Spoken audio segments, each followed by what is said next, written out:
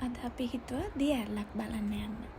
ඉතින් ඒ දිය ඇල්ලට යන පාර වැටිලා තියෙන්නේ මෙන්න මේ ලස්සන ගම මැදින්.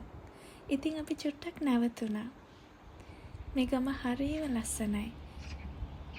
මල් පිපිලා, ලස්සන හිමකඳු වලින් වට වෙලා, හරිම නිස්කලංක තැනක්. හරියට නිකන් සුරංගනා ලෝකයක් වගේ. හරි ලස්සනයි.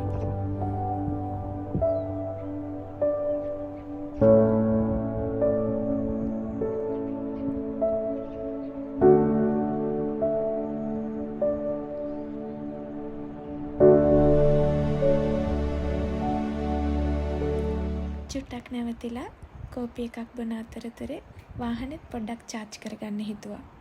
මොකද අපිට තවත් ගොඩක් ලස්සන තැන් බලන්න යන්න තියෙනවා. ඉතින් තවත් ලස්සන තැනකින් හම්බ වෙනකන් ගිහිල්ලා එන්නම්.